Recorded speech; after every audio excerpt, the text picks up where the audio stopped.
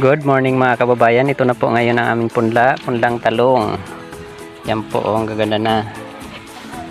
Yan po. Ito, mga bagong lagay pa lang ito. Bagong punla pa lang. Yan po. Tapos yan, magpupunla pa lang yung magpupunla pa lang si Busing. Busing, kaway-kaway naman. Hello, Busing. Yan, nagpunla po siya ng talong. Siya po ang matibay dyan magpunla ng talong. Yan po yung nauna to. Madali na to itanim namin doon sa tanim ng talong. Yan po. Yan. Ito po punlaan nito. Ilipat niya yun. Hindi kasi direkta dito linalagay. Pinapatubo muna para ano yan, maganda yung pagkakapunla talaga. Lahat buhay. Ito kasi na ano to, ito inabot ng init. Nabila dito na wala yung sakit. Yan po. Gaganda na mga ilang araw nito itatanim na, ililipat tanim na natin ito doon sa taniman ng talong talaga.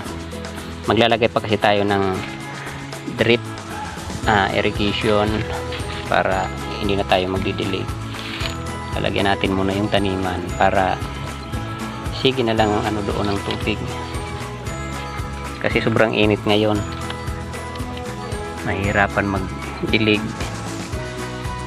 Ito may namatay na isa. Okay mga kababayan, ganda ng talong namin. Yan, mahigit 1,000 puno to itatanim namin doon sa taniman. Kaway-kaway, Busing. Hello, Busing. Yan si Busing. Tiba-tiba naman si Busing. Maraming talong na naman itatanim. Sana ano yan, gumandang talong namin. Yan. Si Busing, matibay talaga magpunla ng talong. Yan o, ganyan lang yan o. Isa-isa yan. Dapat may tiyaga ka talaga yan maglipat tanim sa punlaan.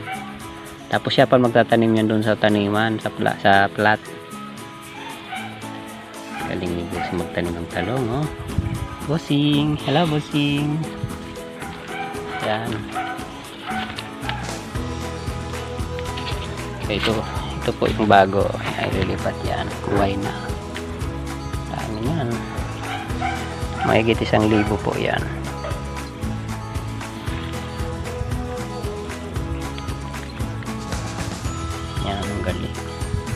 Ang galing. Oh. Ito lang ilang nasa 500 plus na to.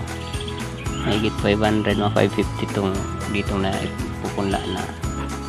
Ito pa, mahigit 1,000 pa to dito. Nabubuhay na. Yan.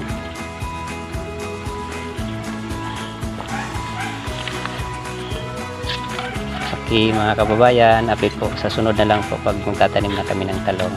Update po namin kayo. Salamat po.